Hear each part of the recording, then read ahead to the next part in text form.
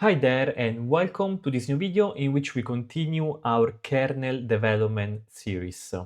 In this third episode, we will introduce an important layer of abstraction between our C code and the Open SBI layer. And we will also write a Makefile. So let's start with the Makefile. Now at this point, our situation is that we have this kernel.c and this kernel LD. And the kernel.c contains here the main C logic of the kernel, which is just an infinite loop, while the kernel LD contains the linker script that we are using to compile the kernel. Perfect. Oh, and by the way, here we need to take the compile chain. So here I'll say it here. Basically, this one, actually, I would say I just have to move it. Okay, so here I have a symlink to the Xpack toolchain that I showed how to download in the previous episodes. So what is going to be the idea? Well, instead of having to manually remember how to compile and how to run, let's just write a simple makefile that will do the rest for us. So let's just do touch makefile and let's write this makefile. Now the makefile will have a bunch of variables like it is always typical of the makefile. So we have cc, which is our compiler. So we take it from this directory. So dot this directory slash, then we do bin 65 none elf gcc. So that's our compiler. Then we have the compilation flags that we discussed the other episode. No sdlib, want optimization, debug, we want some warning. We want no stack protector, so we don't want the canary. And we say freestanding. We say freestanding because we don't have f freestanding because we are not running within an operating system, basically. So those are the flags for the C compiler. Then we have the LD script, which is kernel.ld, and before we also have the LD flags, so the flags for the linker, right? LD for the linker.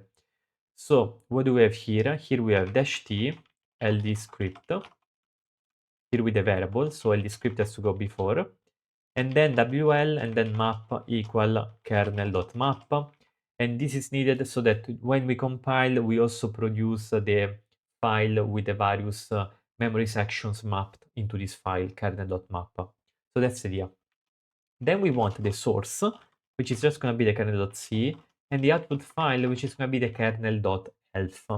And at this point, we want a bunch of targets, right? We want the old target with the out that depends on out, and out depends on source and on LD script. So basically here we're saying, look, if you just write make all or if you just write make, you depend on out. And if out is not compiled, you have to compile it basically. So in this case, this depends on the source and on the linker script. And here we're gonna just write cc to have the compiler. Then we have the LD flags, then we have the C flags, and then we have the source. And then here we have -o with dollar and @ which basically means here you put the target, which is out, which is kernel.elf. So here, if we change it once, it's going to change everywhere throughout the makefile. So that is for simple compilation. Now let's actually, so here whatever, I think whatever. Okay, this is the thing. Let's try to actually use this makefile, right? And how do we use it? Well, we can just write make. If we write make, it's going to trigger make all, which is going to trigger the compilation. We write make, notice that it compile with the flag that we told it to compile with. And here, if we do ls, now we find this kernel.elf. So we have compiled our kernel. Perfect. However, we don't just want to compile it, we also want to do other stuff. Now, specifically, we want to clean out all the intermediate file in case we want to have a clean file system. And so this thing has no dependencies and it's just going to execute rm out and kernel.map. So really simple. If I do make clean, it's going to remove these files and then I go back to the simple kernel.c and kernel.ld. And finally, I want to run the compiled binary. And of course, remember that here we are virtualizing with Kemu. So in the run, so the run depends on out. So we need the kernel.elf. And the actual command is going to be kemu system disk532 And here we're gonna say the virtualized machine is gonna be virt BIOS default, which is gonna trigger the OpenSBI layer. Then I have no graphic because I don't have graphic environments. Then I do serial mon SDO, which is gonna say to use a specific serial device for communication, which is important, and we will talk about this at the end of the video.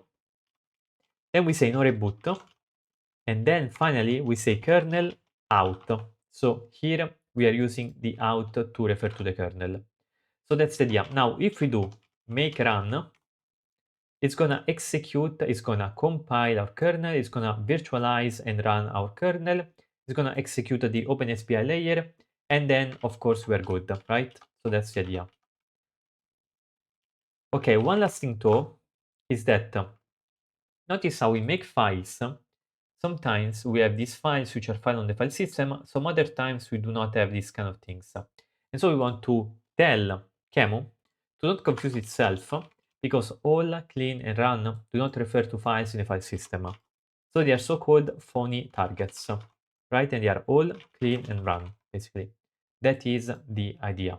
And so we have completed our Makefile. This is a simple Makefile, and we can use it as follows. We can do make all to compile, we can do make run to execute, and after we're done, we can do make clean to clean the file system. And so that's the first thing that I wanted to talk about today. Now, the second thing instead is, let's say that we do make run, right? We execute this thing. Now, notice how my CPU will spike to roughly 18%. Now, if we check htop, what we can see here is that my Kemu command, the Kemu command here, is taking up 100% of my CPU. I also have FFmpeg for recording, I have MPV for the webcam, Emacs, but Kemu is like fixed on 100%. Now, why is that? Well, the problem is that if I look at what's going on with the code here, the kernel is just doing an infinite loop, but in this infinite loop, even though it is actually doing nothing, it's taking the time of a core of my system. And indeed, by the way, in the previous section, if you just check the usage of the cores here, look at this. Core 10 gives 100% of usage. So that's not good, right? We don't want that. We don't like that. So how can we fix that? How can we change that? Well, it's actually pretty simple. And the idea is that instead of doing nothing, we actually want to execute a single ASM instruction. And this instruction is called WFI, which stands for wait for interrupt. And this is a RISC-V instruction. Now with this single instruction, we're gonna compile it again, make and make run. Now look at this. The CPU doesn't spike anymore. And here, I do not have anymore like a single core that is being taken up 100% by Kemu. Here I don't even see Kemu, because now Kemu is not taking time in the core. Because basically, this instruction tells the processor to like remove Kemu from, to remove the process from being executed unless we have an interrupt. So basically, we are waiting for an interrupt without taking time for the core in our system. Now, the other thing that I want to do in this video is introduce an abstraction layer to interact with the SBI layer. So what's the idea? Currently, our tech stack, our stack works as follows. We have the kernel in C, then we have the OpenSBI layer, so OpenSBI, then we have Kemu, and Kemu is virtualizing a RISC-V processor, right? Now, what's the idea?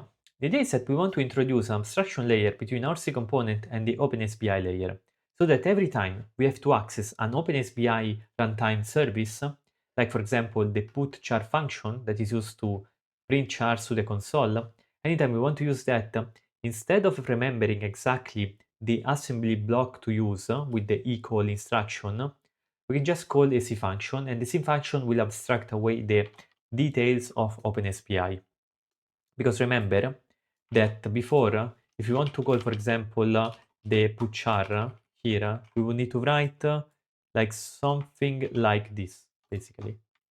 we will need to write something like this, like put the character into a register and then put 1 into the register A7, which is the ID for SBI console putchar, and then execute the equal function which performs the SBI call, right? So we add that, and we want to remove that. We want to introduce an abstraction layer. And how do we do that? Well, first things first, let's create a kernel.h. So let's create a kernel.h, and this is gonna be our header for the kernel, right? Header for the kernel. What do we do in this header? Well, first we define a structure called SBI ret. So this stands for SBI return. It's gonna hold the return value of an SBI call, and it has two value, an error and a value. So there could also be errors, of course. And then we introduce a bunch of type def. So for example, unsigned char, instead of writing unsigned char, we write uint 8t. And instead of writing unsigned int, we write uint 32 underscore t. And with uint 32 underscore t, we can also write size t. Now, what's the difference between all these types? So these are just shorthands, right? Instead of writing this, I write this, which is better. So uint 8t means having 8 bytes, so 1, 2, 3, 4, 5, 6, 7, 8. So 8 bytes that are unsigned, so without the sign. It means basically from 0 to 255 integers, right? So 256 possible values. uint32 is the same thing, but this time we have 32 bytes. And finally, size t is used to refer on the maximum size for the memory of that particular architecture. So that was not really a good explanation. Let me clarify that. Let's say that we are executing on a 32-bit processor. So it means that the addressable memory is 32-bit, right? So size t has to hold the space for a pointer that is able to address the entire address space. So for a 32-bit address space, we need a pointer of 32-bit of size. Let's say though that we are running a 64-bit address space. Now to point to every cell in this space, we need a 64-bit pointer. And so size t would require to be 64-bit of length. So basically, with size t, we are saying, no matter what is the architecture, just give me a pointer type that is able to point just give me, I would say, the size of the addressable memory, basically. So 32 is 32, 64 is 64. So that is the idea. Now, let's go back to kernel.c here. And what we're going to do, basically, is we're going to introduce this function. So here, this function is going to be called SBI call. So SBI call like this. It's going to give back an SBI ret structure, and it's going to take a bunch of arguments. So here the various arguments are going to be called arg1, arg2, like arg1, arg2, arg3, arg4, and then we have arg5, and then we have FID, and then we have EID, extension ID. So basically we have a bunch of arguments, which is the possible arguments that calls to the OpenSBI layer can have. And then this kind of IDs, which instead are used to identify the function that we want to call. So this is very similar to the system call interface, but this time, as I said previously in the previous episodes, the layer is between the kernel and OpenSBI. Now, how do we implement this? Well, we want to tell the processor to use specific registers for these variables, and we do that as follows. Look, if we just say long i0 arg0 like this is not going to work because the processor during compilation can use memory for this, maybe memory in the stack, right? But we want to tell the processor like, look, no, that variable has to go into a specific register. And we do that by using register here, and then by using this asm macro, asm, and then here we say a0. So that's what we do, and of course we have to do it for all the arguments. So 1, 2, 3, 4, 5, and then FID, AID. So here is FID, EID, this is 5, this is A0, A2, A3, A4, A5, A6, A7, this is A7, A6, A5, A4, A3, A2, A1. And so that's basically what we do. Use specific registers for these local variables. So we want to say, okay, you have these local variables, but I want you to use specific registers. Then we have the actual call that interfaces us with the OpenSPI layer. This call, of course, is the equal instruction, right? And the equal instruction is the sort of like system call instruction in modern x86 processors. Basically, it says, okay, go to the OpenSPI. But of course, we need to set up the output registers and the input registers. Now, in terms of output registers, we're going to use the A0 and we're going to use the A1 because this is the spec that OpenSPI defines, basically. So that's the idea. Then for the input register, we're going to use all of them, basically. So here I can just copy and paste this multiple times. So it's going to be A0, A1, A2, A3, A4, A5, A6, A7, A6, A7. And then for the clobber stuff, I'm just going to put memory. Why memory? Because the compiler already knows that all these registers are used, since they appear both in the output and in the input. By writing memory here, we're telling the compiler, look, do not reorder memory operations across this ASM block. That is, here we have the ASM block, right? And before the block, we want to put a memory fence. A memory fence, so that the processor will conclude all the memory operations before starting executing this. And because otherwise you could have weird situations, basically. And so after we call this instruction, we can get the return value with return sbret. And we can say error equal A0, value equal A1. And then we're good. So we are capturing the error value here, and then we're good. So that's it.